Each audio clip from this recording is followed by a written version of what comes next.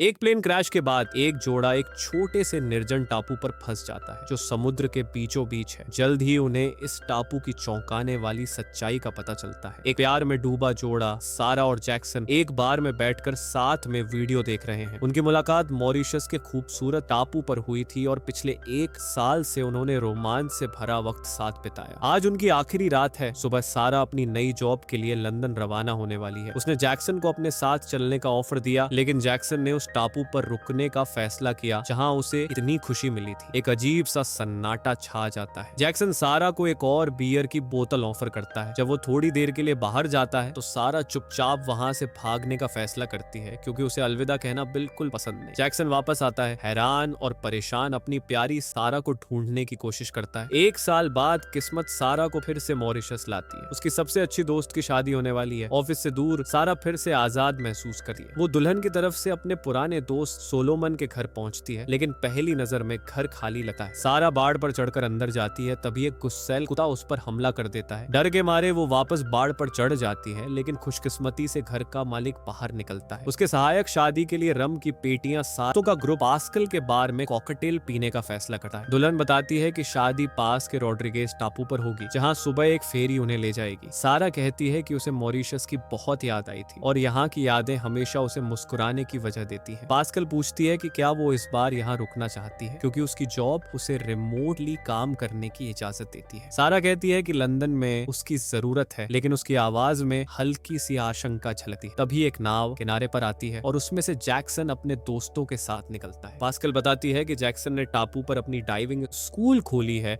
और अब उसकी एक गर्लफ्रेंड भी है। सारा को यह जानकर शर्मिंदगी होती है कि शादी से पहले उसे अपने एक्स से मिलना पड़ेगा क्योंकि वो शाम की बीच पार्टी में आएगा। पार्टी में सारा की नजरें जैक्सन से हट ही नहीं रही थी। आखिरकार हिम्मत जुटाकर वो खुद उससे बात करने जाती है, जिससे उसकी नई गर्लफ्रेंड नाराज हो जाती है। सारा दोस्ताना बात शुरू करने की कोशिश करती है, लेकिन जैक्सन ठंडे जवाब देता है। वो पार्टी छोड़कर जाने लगता है, पर सारा हार नहीं मानती और उसे घर तक छोड़ने का ऑफर देती है। रास्ते में सारा जैक्सन को थोड़ा नरम कर लेती है। दोनों उसके घर पर साथ में ड्रिंक करने लगते हैं। सारा खुलकर फ्लर्ट करती है और मजाक में अपनी लाइफ जैकेट पहन लेती है। जैक्सन भी मस्ती में उसे ऊपर से दूसरी लाइफ जैकेट पहना देता है। इस बहाने दोनों एक दूसरे के बहुत नजदीक आ जाते हैं और पुरानी फीलिंग्स फिर से जाग उठती हैं। सारा एक इसकी उम्मीद करती है, लेकिन जैक्सन खुद को रोक लेता है। वो दिल से कहता है कि वो नहीं चाहता कि सारा उसे फिर से धोखा दे। इसके बाद दोनों में बहस शुरू हो जाती है। पुरानी गलतियां और शिकायतें एक एक कर बाहर आती हैं। बहस के बीच दोनों करीब आते हैं और एक जोशीले किस में डूब जाते हैं। सुबह एक तूफानी रात के बाद सारा फिर से बिना कुछ कहे भागने का फैसला करती है। गुस्से में पास्कल उसे फोन करती है और बताता है कि वो शादी के लिए जाने वाली इकलौती फेरी छूट गई है। मजबूरी में सारा अपने बुजुर्ग दोस्त फ्रेडी के घर पहुंचती है। फ्रेडी अपनी छोटी प्लेन से शादी में जा रहा है और सारा को साथ लेने को तैयार हो जाता है। सारा को हैरानी होती है जब उसे पता चलता है कि जैक्सन भी फ्रेडी के साथ उसी प्लेन में जाने वाला है। रम की एक पेटी लेने के बाद तीनों प्लेन में सवार होते हैं। सारा जैक्सन से बात करने की कोशिश करती है, लेकिन सुबह की घटनाओं के बाद वो उसे इग्नोर करता है। उड़ान के दौरान फ्रेडी सारा को पायलट की सीट पर बुलाता है, जबकि जैक्सन सो रहा होता है। दोनों रिश्तों के बारे में बात करते हैं। फ्रेडी अपनी पत्नी के बारे में बताता है जो हाल ही में बीमारी से मर गई थी। वो कहता है कि प्यार हमेशा आसान नहीं होता और सारा जैक्सन की तरफ इशारा करता है। सारा ने पहले फ्रेडी से पायलट की ट्रेनिंग ली थी, तो वो उसे प्लेन चलाने को कहता है। वो उसे बेसिक सेफ्टी नियम याद दिलाता है। सारा ऑटो पायलट बंद करती है और प्लेन को कंट्रोल करने की तैयारी करती है। जैक्सन जागता है और देखता है कि एक गैस सिलेंडर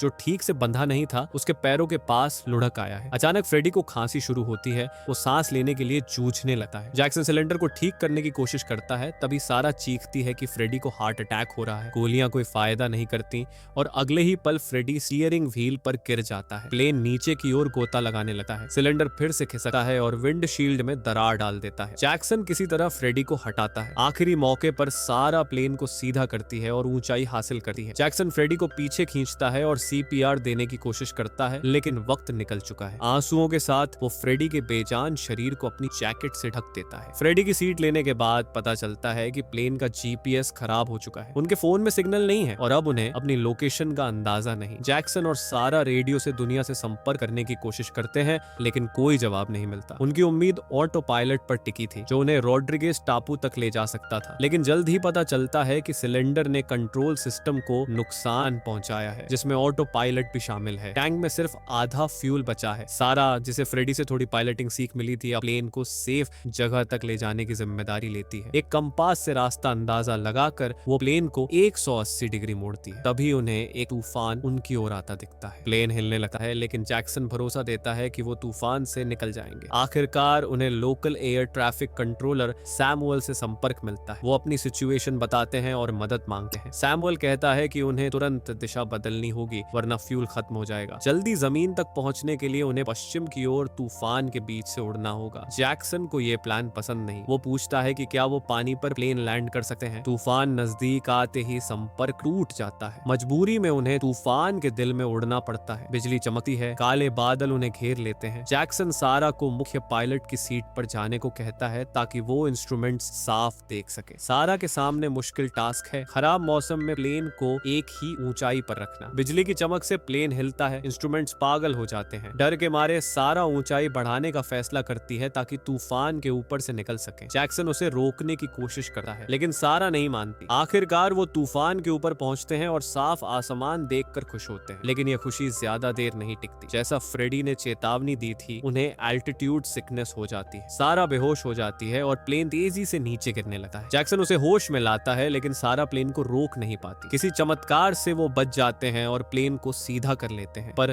गिरते वक्त उनका कंपास टूट जाता है और वो रास्ते से भटक जाते हैं। जैक्सन को याद आता है कि वो इम्प्रोवाइज्ड कंपास बना सकता है। वो एक मैग्नेटाइज्ड सुई को अल्कोहल के साथ लिक्विड में डालता है और इस तरह उनकी लोकेशन का पता चलता है। सारा फिर से पश्चिम की ओर मुड़ती है। तूफान से बाहर निकलते हैं, लेकिन फ्यूल बहुत ज्यादा खर्च हो चुका है। सारा देखती है कि ये टैंक लगभग खाली है और दूसरे फुल टैंक पर स्विच करती है, पर फ्यूल लेवल तेजी से गिरता है और रिकवर नहीं होता। जैक्सन कहता है कि शायद तूफान में टैंक डैमेज हो गया। वो नुकसान ढूंढने और ठीक करने की ठान लेता है। सारा उसे रोकती है, लेकिन जानती है कि बिना फ्यूल के कोई चांस नहीं। जैक्सन रस्सी से खुद को बांधता है और सारा से प्लेन की स्पीड कम करने को कहता है। वो सावधानी से बाहर निकलता है और कई कोशिशों के बाद इंजन कंपार्टमेंट तक पहुंचता है। वहां उसे टूटा हिस्सा मिलता है जिसे वो टेप से ठीक करता है, लेकिन अगले ही पल उसका पैर फिसलता है और वो गिर जाता है। उसका हाथ चोटिल हो जाता है। दूसरी भुजा से वो रेलिंग पकड़ लेता है। सारा स्टीयरिंग को लॉक करके उसकी मदद के लिए तोड़ती है। उसकी सेफ्टी रस्सी प्लेन के पहिए में फंस जाती है। सारा रस्सी काटी है और उसे कॉकपिट में खींच लेती है। जैक्सन का हाथ बुरी तरह टूटा होता है। सारा अल्कोहल से घाव साफ करती है और उसका ध्यान हटाकर हाथ सीधा करती है। फर्स्ट एड किट से टॉर्निकेट लगाती है। तनाव से उबरते ही दोनों डैशबोर्ड पर लौटे हैं और देखते हैं कि सिर्फ 5% फ्यूल बचा है। सारा वजन कम करने का सुझाव देती है। पहले वो सीट्स और लगेज बाहर फेंकती है, जिससे नीचे से गुजर रही एक नाव का ध्यान जाता है, पर ये काफी नहीं। दोनों फ्रेडी के बेजान शरीर की ओर देखते हैं। सारा हिम्मत जुटाती है, डैशबोर्ड से फ्रेडी की फैमिली फोटो निकालती है और उसकी जेब में रख देती है। आंसुओं के साथ वो फ्रेडी के शरीर को बाहर धकेलती है। फिर वो रम की पेटियां फेंकने लगती है। तभी जैक्सन को आइडिया आता है कि रम को फ्यूल की तरह इस्तेमाल किया जा सकता है। अपनी चोट की वजह से वो टैंक नहीं भर सकता, तो सारा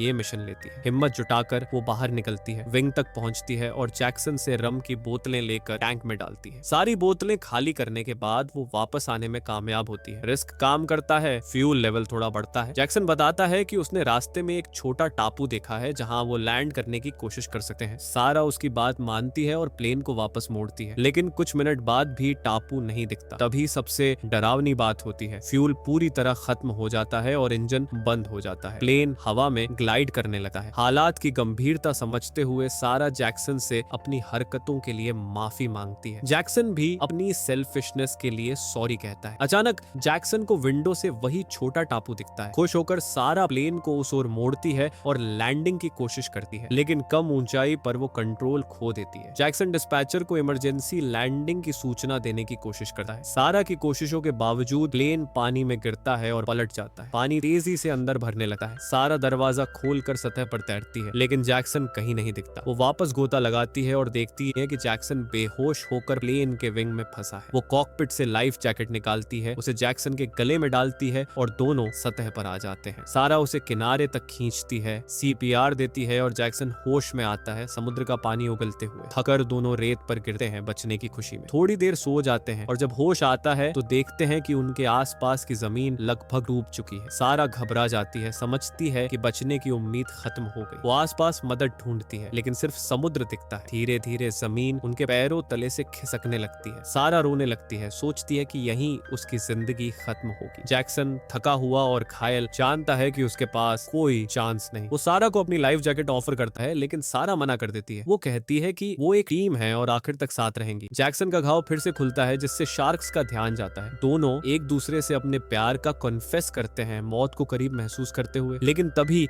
एक छोटी मछुआरे की नाव उनकी ओर आती है जिसने उनके रेस्क्यू सिग्नल सुने थे।